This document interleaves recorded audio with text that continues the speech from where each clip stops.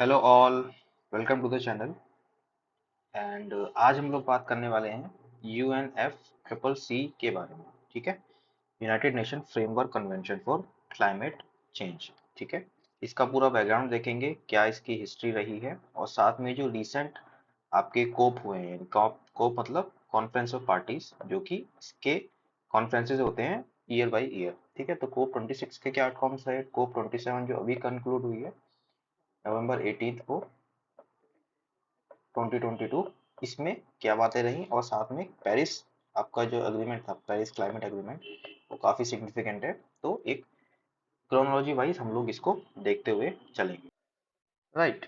So video start करने से पहले, if you guys are interested in how to deal with current affairs for UPSC CSE mains, right, so you can check out this video on the channel. ठीक है, now सबसे पहले हम mains के previous year questions देखते हैं कि climate change के ऊपर UNFCCC के लिए यूपीएससी ने अब तक कैसे कैसे क्वेश्चंस मेंस एग्जाम में पूछे हैं। ठीक है, नाउ अगर अभी हाल फिलहाल की बात करें तो 2022 में यूपीएससी ने क्वेश्चन पूछा। सबसे पहले discuss global warming, mention it's effects on the climate, global climate, इसका इस पे क्या फर्क पड़ेगा, पहला। और इस क्वेश्चन का दूसरा पार्ट था explain the control measures to bring down the levels of GHGs, जो कि ग्लोबल वार्मिंग कॉज करती है, in the light of Kyoto protocol 1997। ठीक है, अब इस क्वेश्चन के सेकंड पार्ट को एड्रेस करने के लिए आपको थोड़ा आइडिया होना चाहिए क्योटो प्रोटोकॉल में क्या हुआ था या उसमें क्या बातें की गई थी। ठीक है, सिमिलरली 2021 में question number 17 in the GS3, उसमें 15 मार्कर पूछा कि describe major outcomes of the COP 26 to the UNFCCC and what are the commitments made by India in this conference, यानी कि भारत ने क्या क्या कमिटमेंट्स इसमें किए। ये दूसरा पार्ट है क्वेश्चन का, और पहला पार्ट पूछ रहा है कि क्या क्या मेजर आउटकम्स निकल के आए कोप 26 के टू दी UNFCCC। ठीक है, सिमिलरली 2017 में क्वेश्चन पूछता है यूपीएससी कि climate change, CC is climate change, तो क्लाइमेट चेंज एक ग्लोबल प्रॉब्लम है, ये पूरा उन्होंने एक कॉन्टेक्स्ट दे दिया। अब आपसे पूछा है कि how India will be affected by climate change, पहला पार्ट, और दूसरा how Himalayan and coastal states of India will be affected by the climate change. ठीक है, यानी कि पूरा भारत कैसे अफेक्ट होगा, फिर भारत में भी जो हिमालयन कोस्टल स्टेट्स हैं वो कैसे अफेक्ट होंगे by the climate change. Okay, now again 2014 में क्वेश्चन फिर से पूछते हैं कि should the pursuit of carbon credits and clean development mechanisms, जो कि UNFCCC के अंदर सेट किए गए हैं, उनको मेंटेन करना चाहिए even though there has been a massive slide in the value of a carbon credit. ठीक है, कि कार्बन क्रेडिट की वैल्यू में काफी मैसिव स्लाइड हुई है, तो क्या इनका परस्यूट अभी मेंटेन रखना चाहिए कि नहीं। ठीक है, और हमें इसको डिस्कस करना है with respect to India's energy needs for economic growth. ठीक है, तो और लास्टली इसको भी देख लेते हैं, तो ये 2021 में पूछा था। ठीक है, यहाँ पे पूछा आपको explain the purpose of green grid initiative, जो कि कोप 26 UNFCCC ग्लासगो में लॉन्च किया गया इन द नवंबर 2021, और when was this idea first floated in the ISA। ISA मतलब इंटरनेशनल सोलर अलायंस, तो इसमें इस आइडिया को पहली बार फ्लोट कब किया गया था, और पहले पार्ट में पूछा है आपसे कि क्या पर्पस है ग्रीन ग्रिड इनिशिएटिव का। तो अगर हम थोड़ा सा यहाँ पे एनालिसिस देखें तो काफी इंपॉर्टेंट टॉपिक है आपके UNFCCC, और उसकी जो भी कॉन्फ्रेंसेज होती हैं, तो हायर चांस होते हैं कि वो प्रीलिम्स में भी कुछ ना कुछ पूछ सकते हैं उससे, और मेंस में भी पूछ सकते हैं, जैसे कि हमने यहाँ पे भी देखा है, और ये भी देखा है कि किस तरह से यूपीएससी क्वेश्चन पूछ रहा है। राइट, ठीक है। सो अभी आगे चलते हैं, तो अब हम स्टार्टिंग से स्टार्ट करेंगे कि बैकग्राउंड इसका जानेंगे, थोड़ा स्टैटिक पार्ट जानेंगे कि UNFCCC का पूरा बैकग्राउंड कहाँ से निकल के आता है। ठीक है, नाउ ईयर पकड़ते हैं हम लोग 1972। ठीक है, दिस इज अर्ली 70s। तो यहाँ पे एनवायरमेंटल इश्यूज आपके ग्लोबल स्टेज पे अभी पहुंच गया था। ठीक है, तो स्टॉकहोम कॉन्फ्रेंस इसको ज्यादा बोला जाता है। ठीक है, स्टॉकहोम कॉन्फ्रेंस। ठीक है, तो ये पहली ग्लोबल कॉन्फ्रेंस थी on the environment issue, but again यहाँ पे प्रॉब्लम क्या था कि क्लाइमेट चेंज को बहुत स्पेसिफिकली एड्रेस इस कन्वेंशन में, इस प्लेटफॉर्म पे, या इस जो भी ये कन्वेंशन हुई थी यहाँ पे इसको रेज किया नहीं गया था। तो ओवरऑल एनवायरमेंट इश्यूज के बारे में बात की गई थी, बट क्लाइमेट चेंज इतना स्पेसिफिकली एड्रेस नहीं किया गया था। Right, now this is early 70s। अब लेट 70s, यानी कि जो आपका लेट 1970s है, वहां पे आते हैं, तो वहां पे WMO, वर्ल्ड मीटरोलॉजिकल ऑर्गेनाइजेशन, उसने क्लाइमेट चेंज का जो इशू है उसको रेज किया। ठीक है, नेक्स्ट आपका आता है 1988, जहाँ पे आईपीसीसी बनता है और इसको ये टास्क दिया जाता है कि आपको इन्वेस्टिगेट करना है एंड रिपोर्ट करना है साइंटिफिक एविडेंस, ठीक है, कि जो साइंटिफिक एविडेंस है कि हाँ क्लाइमेट चेंज इज हैपनिंग और ये हो रहा है और इसके क्या क्या कॉन्सिक्वेंसेज हो सकते हैं और कैसे हमें इससे डील करना है, वो सब काम आईपीसीसी एस्टेब्लिश किया गया और उसको ये सब देखा दिया गया, ठीक है। दिस इज 1998, ठीक है। तो 19 early 1970s then let 1970s एक क्रोनोलॉजी में चल रहे हैं। 1998 में 1988 में ये होता है।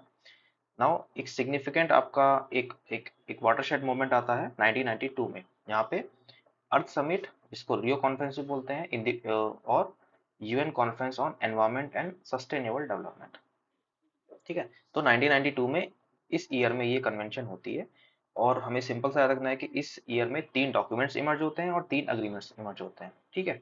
3 डॉक्यूमेंट्स कौन कौन से हैं? Rio declaration, agenda 21 and forest principles. ये 3 डॉक्यूमेंट्स अर्थ समिट से निकल के आते हैं, ठीक है। नेक्स्ट है आपका 3 अग्रीमेंट्स, ठीक है। 3 अग्रीमेंट्स कौन से हैं? सीबीडी, यूएनएफसीसीसी एंड यूएनसीसीडी, ठीक है। तो ये डेजर्टिफिकेशन से रिलेटेड है, ये क्लाइमेट चेंज से रिलेटेड है, यानी बायोलॉजिकल डाइवर्सिटी से रिलेटेड है। तो 3 अग्रीमेंट्स और 3 डॉक्यूमेंट्स आपके अर्थ समिट से निकल के आते हैं, ठीक।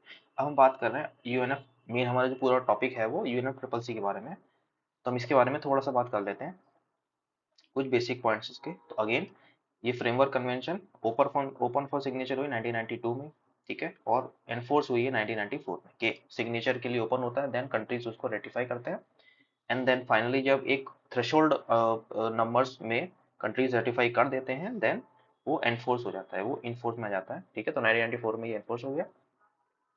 नाउ इसका सेकेंडरेट है आपका बॉन, जर्मनी, जो कि जर्मनी के अंदर एक सिटी है बॉन, वहाँ पे, ठीक है। अब इसमें इंपॉर्टेंट चीज क्या है जो हमें ध्यान रखनी है कि it itself set no binding limits on the GHG emissions for individual countries, कि अब ये ऐसा नहीं बोलेगा कि इंडिविजुअल कंट्री को कि तुम इतना रखो, तुम ऐसे करो, तुम इंडिविजुअल कंट्रीज को ये नहीं बोलेगा और खुद ये कन्वेंशन कोई बाइंडिंग लिमिट सेट नहीं करती है, ठीक है। ये हमें दिमाग में रखना है, ठीक है।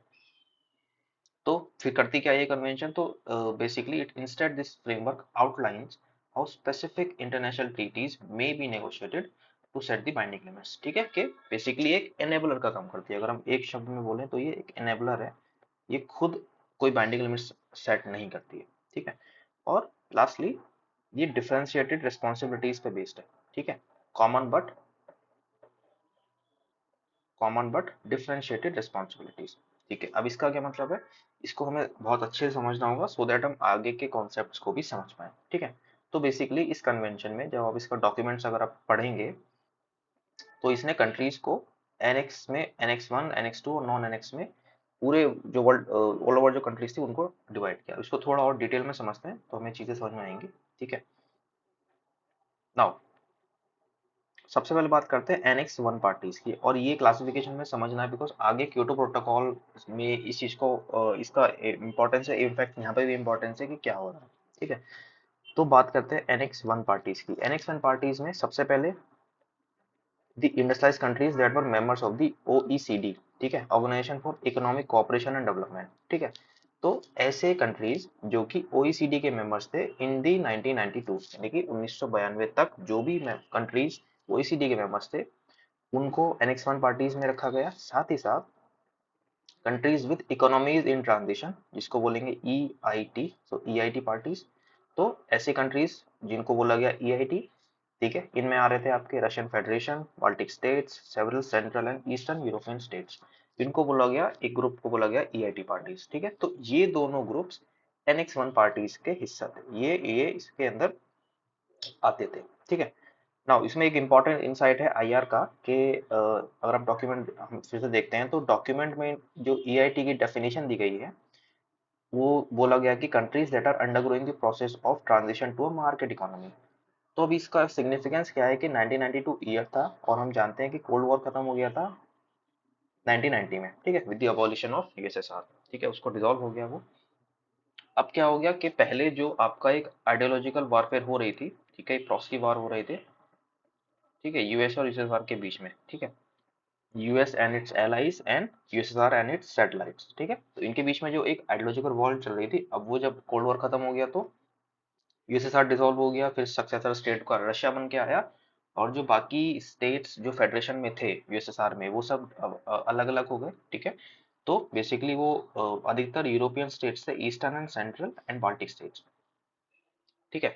और सेंट्रल एशिया के काफी सारे कंट्रीज थे जो यूएसएसआर में आते थे, ठीक है, जैसे आपका कजाकिस्तान, तुर्कमेनिस्तान, उज्बेकिस्तान, तो ये सब फर्स्ट वाले यूएसएसआर के पार्ट हुआ करते थे। तो मेनली जो ईआईटी पार्टीज थी, अब देखो इसमें इंपॉर्टेंट क्या है कि अब जो कैपिटलिज्म है, क्योंकि कोल्ड वॉर खत्म हो चुका है, तो मेनली जो जो अमेरिकन हेजेमनी है उसको और आगे बढ़ाने के लिए कैपिटलिज्म को all over the world spread किया गया, ठीक है। सो दैट्स वाई वो बोल रहे हैं कि जो इकोनॉमीज इन ट्रांजिशन है, जो कि पहले सोशलिस्ट पैटर्न्स पे चलती थी, सोशलिस्ट इकोनॉमीज थी, अब वो उनको मार्केट इकोनॉमी बना रहे हैं, ठीक है। तो दैट्स वाई इनको बोला गया ईआईटी पार्टीज। आई होप ये कॉन्सेप्ट समझ में आएगा होगा कि ऐसी सारी कंट्रीज जो पहले सोशलिस्ट थी, जो पहले यूएसएसआर का पार्ट थी या यूएसएसआर थी, उनको मार्केट इकोनॉमी में ट्रांजिशन उनका किया जा रहा था, that's why they were called EITs, right. तो ये दोनों ग्रुप्स आपके members of the OECD members and the EIT parties, इन दोनों को एनेक्स वन पार्टीज बोला गया, राइट। और हमने ये देख लिया कि आईआर से इसका क्या कनेक्शन बन रहा है, ठीक है। नाउ हम बात करते हैं एनेक्स टू पार्टीज की। तो एनेक्स टू पार्टीज में ओईसीडी मेंबर्स हैं, ठीक है, ट्रू, लेकिन ईआईटी पार्टीज नहीं है, ठीक है। यानी कि अल्टीमेटली है क्या, तो अगर इसको एक इक्वेशन समझे तो NX2 है क्या, सो NX1 से अगर मैं EIT को हटा दूं, that is essentially NX2, right. So NX2 parties में only the OECD members of NX1, ठीक है, नॉट दी EIT, राइट। अब इनके ऊपर कुछ बाइंडिंग्स नहीं, ऑब्लिगेशंस बोलेंगे, ऑब्लिगेशंस इनको बोला गया कि ये आपको करना है। सबसे पहले था टू प्रोवाइड फाइनेंशियल रिसोर्सेज, दो चीजों के लिए एनेबल करने के लिए डेवलपिंग कंट्रीज को to undertake emission reduction activities, यानी कि रिडक्शन एक्टिविटीज में अनेबल करने के लिए फाइनेंशियल रिसोर्स प्रोवाइड करेंगे किनको, ओईसीडी मेंबर्स को, राइट। एंड दूसरा to help them adapt to adverse effects of climate change, ठीक है। तो अडेप्टेशन एक्टिविटीज के लिए और रिडक्शन एक्टिविटीज के लिए फाइनेंशियल रिसोर्स प्रोवाइड कराने थे किनको, ओईसीडी मेंबर्स को। किनको नहीं कराने हैं, किनकी बात नहीं चल रही है नेक्स्ट टू में, तो ईआईटीज की बात नहीं चल रही है, ठीक है। नाउ एक तो ये हो गया कि फाइनेंशियल रिसोर्सेज प्रोवाइड करने थे, दूसरा to promote the development and transfer of environmentally friendly technologies to EIT parties and developing countries. तो इन दोनों के लिए एनवायरमेंटली फ्रेंडली टेक्नोलॉजीज प्रोवाइड कराने का काम उसको प्रमोट करना है, ठीक है। ये भी अगेन ओईसीडी मेंबर्स को बोला गया, ठीक है। तो ये दोनों काम उनको बोले गए। एंड लास्टली ये बोला गया कि जो भी फंडिंग NX2 पार्टीज प्रोवाइड कराएंगे वो मोस्टली, मतलब ज्यादातर फंडिंग चैनलाइज्ड होगी थ्रू दी कन्वेंशंस, जो कन्वेंशन का खुद का फाइनेंशियल मैकेनिज्म है उसके थ्रू, ठीक है। तो NX2 पार्टी समझ में आता है कि NX2 पार्टीज में ओनली ओईसीडी मेंबर्स थे, ईआरटी पार्टीज नहीं थी, ठीक है। और उनको कुछ ऑब्लिगेशन दे गए कि आपको ये करना है, तो फाइनेंशियल रिसोर्स प्रोवाइड करने हैं आपके रिडक्शन एक्टिविटीज के लिए और आपका अडेप्टेशन एक्टिविटी के लिए, और दूसरा उनको जो एनवायरमेंटली फ्रेंडली टेक्नोलॉजीज हैं वो ईआईटी पार्टीज को, डेवलपिंग कंट्रीज को ट्रांसफर और उनके डेवलपमेंट में उन चीजों को प्रमोट करना है, ठीक है। This is NX2 parties. हम बात करते हैं नॉन NX पार्टीज, ठीक है। अब नॉन NX पार्टीज में सिंपल सा ये कॉमन सेंस बोलता है कि उसमें मोस्टली डेवलपिंग कंट्रीज होंगी, क्योंकि इंडस्ट्रियलाइज कंट्रीज यहाँ पे आ गई हैं, ठीक है। अच्छा, यहाँ पे कन्वेंशन कुछ ऐसे ग्रुप ऑफ डेवलपिंग कंट्रीज को रिकॉग्नाइज करता है, ठीक है, जिनको जो कि स्पेशली वल्नरेबल है to the adverse impact of climate change, ठीक है। ऐसे कौन से कंट्रीज हैं, एक तो वो कंट्रीज जो countries with low lying coastal area, एक तो ये कंट्रीज, दूसरा ऐसी कंट्रीज जो प्रोन टू डेजर्टिफिकेशन है, ठीक है।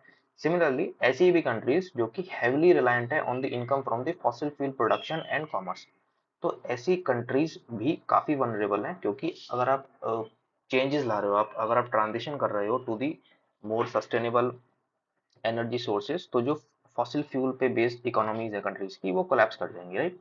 सो ऐसी कंट्रीज के भी कंसर्न्स को कन्वेंशन बोल रही है कि हम उनका ध्यान रखेंगे, ठीक है। तो बाद में कन्वेंशन बोलेगा कि the convention emphasises activities that promise the answer to the special needs and concern of this, ऐसे जो वल्नरेबल कंट्रीज हैं इनके स्पेशल नीड्स एंड कंसर्न को आंसर करने के लिए ऐसी एक्टिविटीज का प्रॉमिस कन्वेंशन करती है, ठीक है।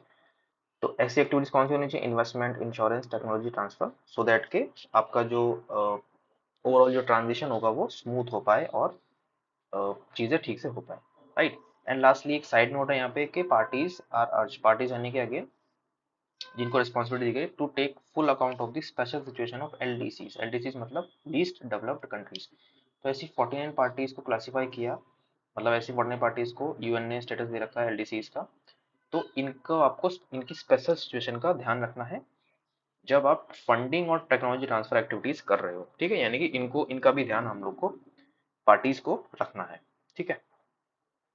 Okay, now just for the एक इंसाइट देने के लिए मैंने यहाँ पे लिस्ट ली है जो आपका सी OECD, right, OECD this is, इसकी कन्वेंशन हुई थी दिसंबर 1960 में, ठीक है, और ओरिजिनली 20 कंट्रीज ने साइन किया था। बट अगेन सिर्फ कन्वेंशन को साइन करने से आप उसमें एंटर नहीं करते हो या वो कन्वेंशन एनफोर्स नहीं होती है।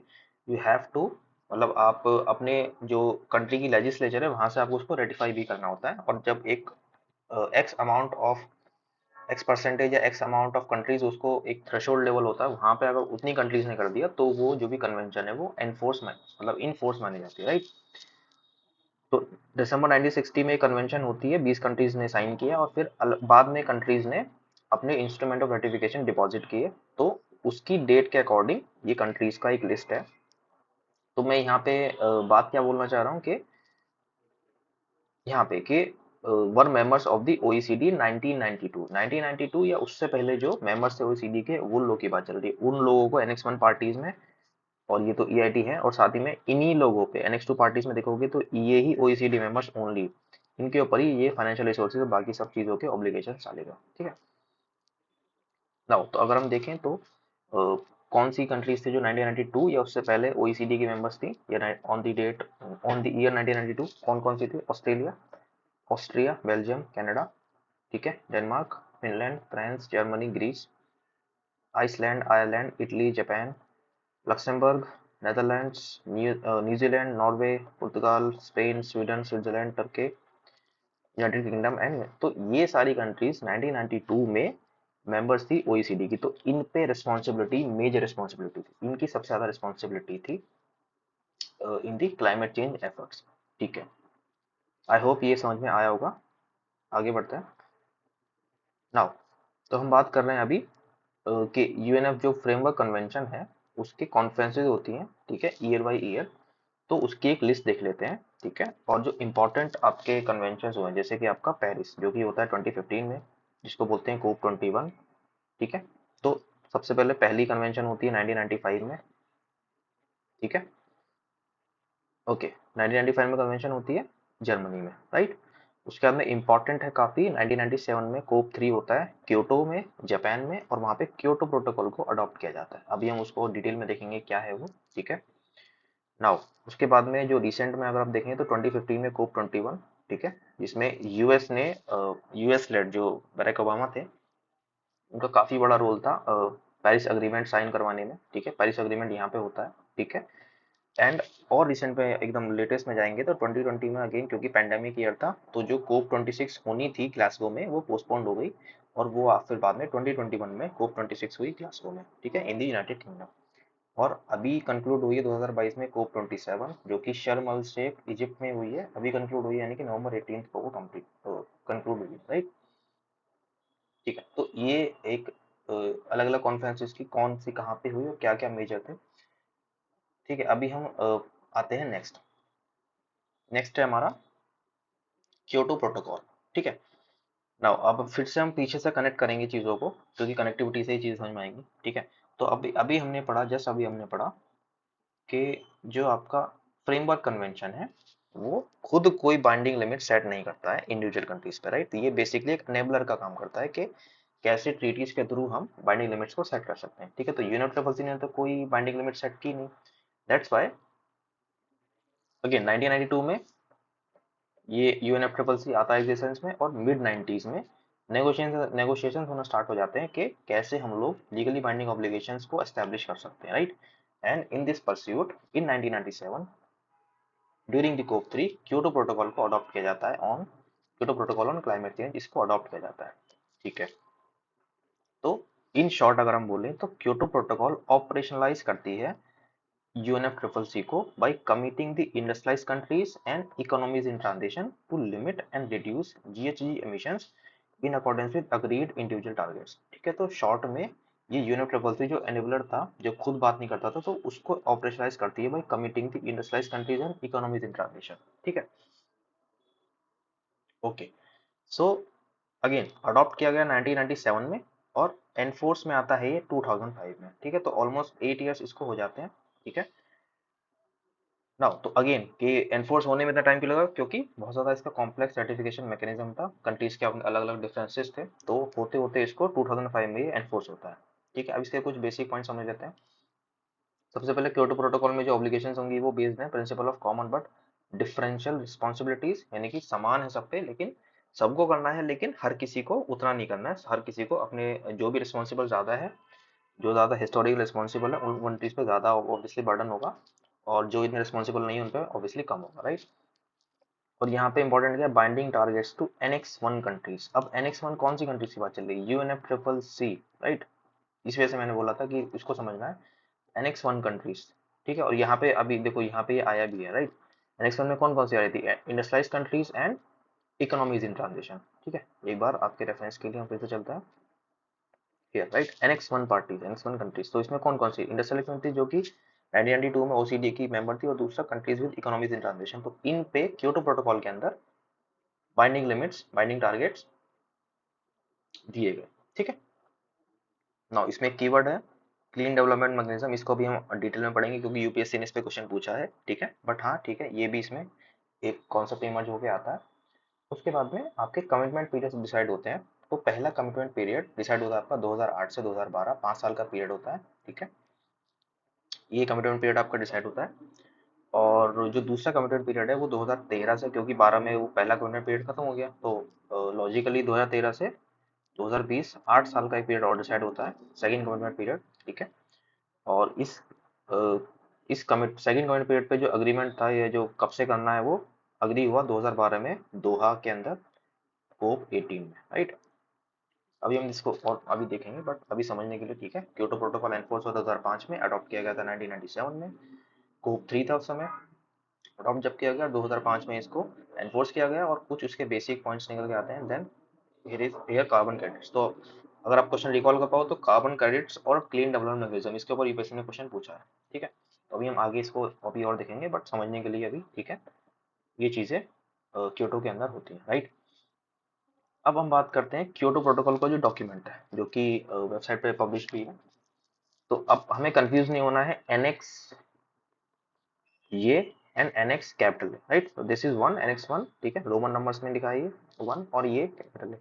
ठीक है, तो एनएक्स जब इसकी बात चल रही है तो रिगार्डिंग किसकी बात चल रही है, वो बात चल रही है यूएनएफ ट्रिपल सी के बारे में। ठीक है, अभी यहाँ पे एनएक्स ए अलग है ये। ठीक है, तो यहाँ से कंफ्यूजन होना है, ये किसका एनएक्स ए है, ये जो क्योटो प्रोटोकॉल का जो डॉक्यूमेंट है वहां पे उसकी बात चल रही है, उसके कंटेक्स्ट में बात चल रही है, तो वहाँ उस डॉक्यूमेंट के अंदर जो एनएक्स ए है उसकी बात चल रही है।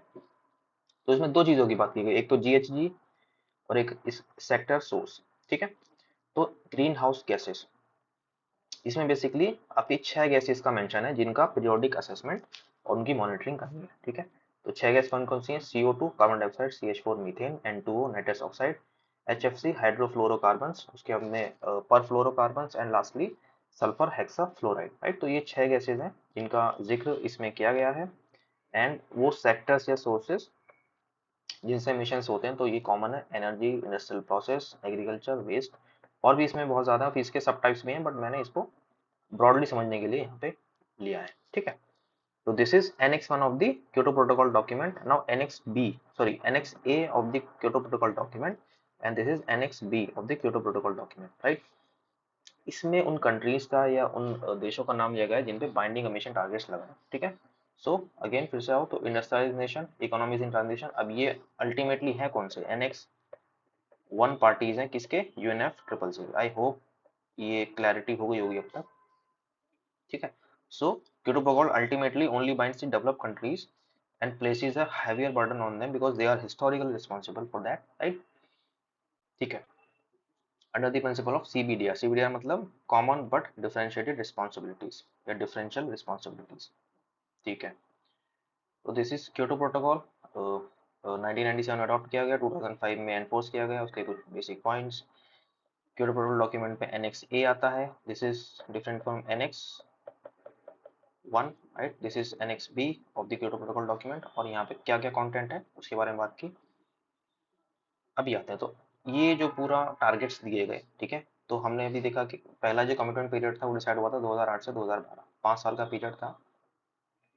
तो इन टारगेट्स में जो ऑब्लिगेशन बाइंडिंग्स लगाए गए उनका मेनली मकसद ये था कि ये सब कर करा के वी कैन फाइनली जो एवरेज 5% एमिशन रिडक्शन हम लोग उस टारगेट को अचीव कर पाए, ठीक है, कंपेयर टू दी 1990 लेवल, यानी कि सन 1990 में जो भी जीएचजी गैसेस के लेवल्स रहे होंगे, ठीक है, इसको हमें 5%, एवरेज 5% से कम करना है ड्यूरिंग दी 5 ईयर पीरियड, ठीक है। तो ये नंबर याद रख सकते हैं, एवरेज 5%, ठीक है। नाउ अब आता है आपका 2008 से 2012, ठीक है। तो अब क्योंकि 2012 में पहला कमिटमेंट पीरियड क्योटो प्रोटोकॉल खत्म हो रहा था, तो आगे कमिटमेंट पीरियड कैसे करना है या कुछ चेंजेस करने हैं जो ओरिजिनल क्योटो प्रोटोकॉल डॉक्यूमेंट है उसमें, तो उसके लिए कोप 18, ठीक है, इन दोहा जो कि कतर में है, ठीक है। तो सन 2012 में कोप 18 में कुछ चेंजेस किए गए और अगला कमिटमेंट पीरियड क्या होगा, उसका ड्यूरेशन क्या होना चाहिए, उस पर डिसीजन आया, ठीक है। तो सबसे पहला तो इसमें सेकंड कमिटमेंट पीरियड आपका डिसाइड होता है जो कि 2013 से 2020 था, ठीक है। और ये जो अमेंडमेंट था ये एनफोर्स में आता है 31 दिसंबर 2020 को, ठीक है। तो अब हम बात करते हैं कि जैसे आप यहाँ देखें तो जो पहला कमिटमेंट पीरियड था उसमें टारगेट क्या था कि एवरेज 5% एमिशन रिडक्शन होना चाहिए कंपेयर टू 1990 लेवल्स, और इसमें बोला गया कि एटलीस्ट 18% होना चाहिए इन 8 साल के पीरियड में, ठीक है। हालांकि जो पार्टीज पे ऑब्लिगेशन थे, जिन जिन पार्टीज पे वो उनका कॉम्पोजिशन डिफरेंट है। फर्स्ट कमिटमेंट पीरियड में कोई और पार्टीज रही होंगी और उसमें उनका कॉम्पोजिशन सेकंड में आके चेंज हो गया, ठीक है। तो दिस इज, ये आप थोड़ा ध्यान रख सकते हैं कि 18% सेकंड कमिटमेंट पीरियड में रखा गया, ठीक है। तो अब तक हम बात कर रहे हैं क्योटो प्रोटोकॉल में। नेगोशिएशंस मिड 90 में स्टार्ट होते हैं, अडॉप्ट किए गए 1997 में। एक बार फिर से मैं रिकॉल करा दे रहा हूँ, 2005 में एनफोर्स होती है, कुछ बेसिक कॉन्सेप्ट निकल के आते हैं, फिर प्रोटोकॉल डॉक्यूमेंट में एनेक्स ए, एनेक्स बी, राइट। उसके बाद में दोहा अमेंडमेंट होता है in the Kyoto protocol in the year 2012, और सेकंड कमिटमेंट पीरियड भी डिसाइड होता है इसी में। नाउ अब एक और चीज आती है कि जो आपका क्योटो प्रोटोकॉल है वो it also establishes the flexible market mechanisms, ठीक है, फ्लेक्सिबल, राइट, जो कि बेस्ड है on the concept of trade off emission permits, ठीक है। एमिशन परमिट्स के ट्रेड पे बेस्ड है ये फ्लेक्सिबल फ्लेक्सिबल मार्केट मैकेनिज्म्स, ठीक है। इनको भी ये एस्टैब्लिश करती है, इनके लिए भी बात की जाती है, ठीक है। देखो हो क्या रहा है कि इन जनरल के under the protocol countries must meet their targets primarily through national measures, यानी कि अपने जो नेशनल लेवल पे वो जो भी एफर्ट्स ले रहे हैं, जो भी मेजर्स ले रहे हैं, उनके थ्रू ही उनको उन्हें अपने टारगेट्स को प्राइमरीली तो फॉलो करना है। बट कई बार क्या होता है कि मतलब कई बार आपका जो आपको कोटा दिया गया है, जो आपको एमिशन टारगेट दिया गया है, उससे आप ऊपर चले गए हो, तो उन टारगेट्स को फाइनली कंप्लीट करने के लिए ये इस मार्केट मैकेनिज्म का भी प्रोविजन क्योटो प्रोटोकॉल के अंदर दिया गया है, ठीक है। तो इसमें आगे लिखा कि however protocol offers them an additional means, एक और रास्ता उनको देता है टू मीट देयर टारगेट्स, ठीक है। कि अगर आप अगर आपके जो आपका एक एक लिमिट लगी हुई है, अगर आप उससे ज्यादा मिशन करने लग जाओ तो आपके टारगेट्स मीट नहीं होंगे। तो अगर टारगेट्स मीट नहीं होंगे तो फिर उसको उसको मीट कराने के लिए एक एडिशनल मीन्स की बात भी यहाँ चलती है, ठीक है। और यहाँ पे 3 मार्केट बेस्ड मैकेनिज्म की बात करता है क्योटो प्रोटोकॉल, ठीक है। वो कौन कौन से हैं, ठीक है। सबसे पहला आपका international emission trading, international emission trading, दूसरा clean development mechanism CDM, and third is joint implementation. तो इसमें हम क्लीन डेवलपमेंट मैकेनिज्म को देखेंगे, क्यों, क्योंकि यूपीएससी ने इस पे पूछा है, ठीक है। इसको समझने के लिए सिंपल सा एग्जांपल हमने लिया है कि बेसिकली है क्या ये, तो it allows a country with an emission reduction और emission limitation commitment under the Kyoto protocol, ठीक है। अब क्योटो प्रोटोकॉल अंदर ऐसी सारी कंट्रीज को एनेक्स बी में रखा गया है, अभी हमने देखा, राइट। कनेक्ट करते चलिए, राइट। क्योटो प्रोटोकॉल का डॉक्यूमेंट उसके एनेक्स बी में सारी कंट्रीज का नाम दिया गया है जिन पे बाइंडिंग ऑब्लिगेशंस है, राइट। तो मान लो इस एनेक्स बी में कोई भी एक कंट्री है, ठीक है, राइट, यहाँ पे, ठीक है। तो उस इस एनेक्स बी में कोई भी एक कंट्री है, लेट्स से यूएस ले लेते हैं, ठीक है। अब इस पे ऑब्वियसली ऑब्लिगेशन है, बाइंडिंग्स है। तो allows a country with emission reduction और एमिशन लिमिटेशन, इसकी कमिटमेंट है कि भाई एमिशन रिडक्शन या एमिशन लिमिटेशन करना है, ठीक है। तो ये मैकेनिज्म अलाउ करता है ऐसी कंट्री को to implement an emission reduction project in the developing countries, right. So developing countries में एक एमिशन रिडक्शन प्रोजेक्ट स्टार्ट करे वहां पे, ठीक है, इम्प्लीमेंट करे। तो फायदा क्या होगा उसको, क्यों जरूरत पड़ेगी डेवलपिंग कंट्रीज में जाके कोई प्रोजेक्ट स्टार्ट करने की एमिशन रिडक्शन का? उससे उसको फायदा ये होगा कि ऐसे प्रोजेक्ट को इम्प्लीमेंट करने से द कंट्री जो कि एनएक्सपी पार्टी में है, जिसको ऑब्लिगेशन पूरे करने हैं, that with that such projects it can earn sellable certified emission reduction CER credits। इनको क्या मिलेंगे? जो कि जिस कंट्री का ऑब्लिगेशन है जो कर रही है डेवलपिंग कंट्रीज में, उस कंट्री को मिलेंगे CER क्रेडिट्स। तो अगर इसका एक एक क्रेडिट की बात करेंगे तो अगेन विच इज, ये तो लॉजिक है कि equivalent to 1 ton of CO2, ठीक है। तो बदले में उनको वो क्रेडिट्स मिलेंगे और which can be counted towards meeting Kyoto targets. तो एक तरह से कि कोई कंट्री है जो जिनके जो जो लिमिट ली गई है उससे ज्यादा वो लोग बहुत ज्यादा एमिशन कर रहे हैं, तो उनके लिए एक फ्लेक्सिबल मैकेनिज्म ये है कि वो किसी डेवलपिंग कंट्री में कोई एक एमिशन रिडक्शन प्रोजेक्ट को स्टार्ट करें, ठीक है। उनके बदले में उनको क्रेडिट्स मिलेंगे और वो जो क्रेडिट है वो काउंट किए जा सकते हैं in meeting the Kyoto targets, ठीक है। That's why it is called flexible, ठीक है। कि जो कंट्री है वो एमिशंस तो कर रही है, ठीक है, जो जो पार्ट एनेक्स बी में कंट्री है वो एमिशंस तो कर रही है, बट अपने क्योटो टारगेट्स को मीट करने के लिए वो किसी दूसरे कंट्री में जाए जो कि डेवलपिंग कंट्री है, और वहां पे किसी एमिशन रिडक्शन प्रोजेक्ट को स्टार्ट करे, उसके बदले में उसको क्रेडिट्स मिल जाएंगे। उन क्रेडिट्स को दिखा के वो अपने क्योटो टारगेट्स को मीट कर सकते हैं, ठीक है। तो this is that's why it is flexible. I hope ये कॉन्सेप्ट समझ में आ रहा होगा। तो अगर हम एग्जांपल देखें कोई भी एक CDM प्रोजेक्ट एक्टिविटी, तो जैसे कि मान लो कि यूएस, लेट्स से इंडोनेशिया, ठीक है, वहां पे जाए और एक रूरल इलेक्ट्रिफिकेशन प्रोजेक्ट स्टार्ट करे यूजिंग सोलर पैनल्स, तो यूएस को इसके बदले में क्रेडिट्स मिल जाएंगे, ठीक है, जिसको बोल रहे हैं CER, ठीक है। तो अब इससे फायदा होगा कि US can continue to do the emission, जो उनके इमिशन है वो करते रहेंगे, बट अगेन वो किसी डेवलपिंग कंट्री में जाके वो चीज कर रहे हैं, तो उसके बदले में उनको क्रेडिट्स मिल गए। तो इससे क्या होगा, उनके जो जो उनके जो क्योटो बाइंडिंग्स हैं, जो क्योटो टारगेट्स हैं, वो पूरे हो सकते हैं, ठीक है। That's why it is flexible. Now इसके पॉजिटिव्स क्या हैं? इस सीडीएम के पॉजिटिव्स अगर हम समझें तो basically it stimulates sustainable development and emission reductions, पहला। दूसरा, giving in industrial countries some flexibility in how they are meeting their emission reduction और लिमिटेशन टारगेट। इनकी जो इंडस्ट्रियलाइज कंट्रीज है उनको थोड़ा सा एक फ्लेक्सिबिलिटी मिल जाती है using this mechanism, right. So I hope ये समझ में आया होगा, ठीक है। आगे बढ़ते हैं। ओके, नाउ यहाँ पे आता है आपका कार्बन क्रेडिट, ठीक है।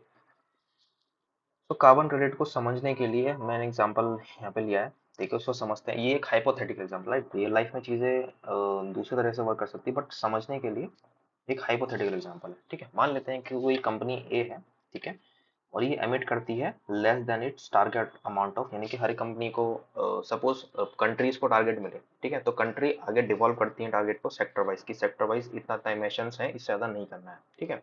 और फिर सेक्टर में जो भी कंपनीज होंगी फिर उनको अलग अलग टारगेट्स वो मिल जाएंगे, ठीक है। तो लेट्स से कि कंपनी ए है, वो जो भी उसका टारगेट अमाउंट ऑफ CO2 है एमिट करने का, उससे कम ही वो एमिट करती है, एमिट लेस, ठीक है। इसका मतलब क्या है कि company has a surplus of carbon credits, ठीक है, कि जितना कम वो टारगेट जो टारगेट अमाउंट ऑफ CO2 है उससे कम वो एमिट करेगी, तो उसको सरप्लस में कार्बन क्रेडिट्स मिल जाएंगे, ठीक है। ये कंपनी ए है। Now company be on the other hand emit करती है ज्यादा, जो भी उसका टारगेट अमाउंट ऑफ CO2 होगा उससे ज्यादा वो एमिट करती है, ठीक है।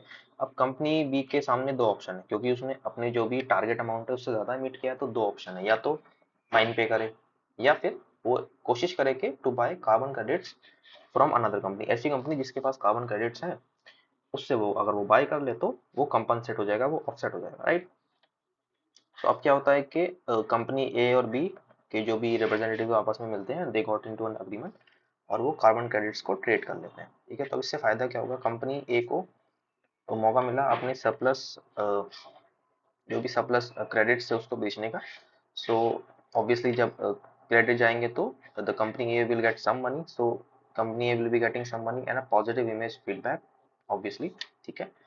और कंपनी बी अगर कार्बन क्रेडिट्स को बाय करती है फ्रॉम दी कंपनी ए, तो उससे क्या होगा, it can avoid paying the fine, ठीक है। तो फाइन देने से वो बच जाएगी, जो यहाँ पे फाइन देना पड़ रहा था वो नहीं देना पड़ेगा, because company B has bought the carbon credit, right. ठीक है, तो ये एक हाइपोथेटिकल एग्जांपल था कि कैसे वर्क कर रहा है सिस्टम, ठीक है। तो अभी इस पूरे सिस्टम को अगर हम एक एक्सचेंज प्लेटफॉर्म पे ले आए, यहाँ पे एक तरफ बायर्स हैं एक तरफ सेलर्स हैं, तो वो चीज फिर ऐसे रियल लाइफ में ऐसे वर्क करती है, ठीक है। जैसे कि एक स्टॉक एक्सचेंज आप देख लो, तो this is ultimately a stock exchange for carbon credits, ठीक है। ओके, तो इसका ये पूरा एक सिस्टम हो गया कि कार्बन क्रेडिट्स वर्क कैसे करते हैं, ठीक है। नाउ एक इसका नेगेटिव पॉइंट ये है कि it can happen that it is more economic to pay a fine than to buy carbon credits due to their high price, because again के मार्केट में आपका है तो वो प्राइस फ्लक्चुएट होगा, तो हो सकता है गिवन इंस्टेंस पे प्राइस बहुत ज़्यादा हाई हो, उसके सामने आपको जो इकोनॉमिक जो आपको फाइन देना होगा वो ज़्यादा आपको इकोनॉमिक लगे, तो ऐसा भी हो सकता है। तो इसका एक नेगेटिव पॉइंट है इसका कार्बन क्रेडिट का, ठीक है। तो क्वेश्चन आता है कि is it a flexible solution, oh sorry feasible solution, क्या एक फिजिबल सॉल्यूशन है, ये क्या कांस्टेंट हो सकते हैं इसका। तो सबसे पहले तो ओवर द इयर्स का बहुत स्लो ग्रोथ रहा है, इसका एक नेगेटिव है। सो नेगेटिव है कि as per some scholars it is a false solution to climate change, ठीक है। इट इज ओनली डिफरिंग, मतलब आगे सिर्फ डिफरिंग नहीं, इसको बस थोड़ा चीज को हम पोस्टपोन कर रहे हैं, ठीक है। डिफरिंग नहीं, आगे चीज को पोस्टपोन कर रहे हैं। It is not the feasible solution, एक फॉल्स सोल्यूशन है, राइट। दूसरा तीसरा इसका कॉन्सेप्ट है कि इसको बहुत ज्यादा पॉलिटिसाइज किया जाता है कंट्रीज में, ठीक है। And lastly lack of transparency, ठीक है। तो बहुत ज्यादा ओपेकनेस है, बहुत ज्यादा वेकनेस है इसके अंदर। तो दिस इज द थिंग कि ये कुछ इसके नेगेटिव पॉइंट्स हैं कार्बन क्रेडिट्स के, ठीक है। सो कुल मिला के आई होप कि ये समझ में आया होगा। अब पिक्चर अभी बाकी है मेरे दोस्त। So in the next part we will see COP 21, then COP 26 and COP 27 जो भी कंप्लीट हुआ है, इसमें क्या क्या मेजर आउटकम्स निकले और यूपीएससी ने कैसे कैसे क्वेश्चंस पूछे हैं उनका भी देखेंगे, राइट। सो पिक्चर अभी बाकी है मेरे दोस्त, see in the next part. And आप कमेंट्स बता सकते हैं कि आपको ये वीडियो कैसी लगी, और लाइक करें शेयर करें चैनल को। शेयर को मैं ये चीज़ बोलना चाहूँगा कि आप सबको शेयर ना करके आप सिर्फ अपने एक दोस्त को जो इस प्रिपरेशन में है आप उसको शेयर करके उसका फीडबैक ले सकते हैं। सिर्फ only share with only one friends, right. Share with only one, सबको नहीं भेजना है, ओनली वन फ्रेंड। बहुत ही एक एक मतलब मैनेजेबल टास्क है, आप कर सकते हैं। And see in the next video, in the next part. जय हिंद, वंदे मातरम।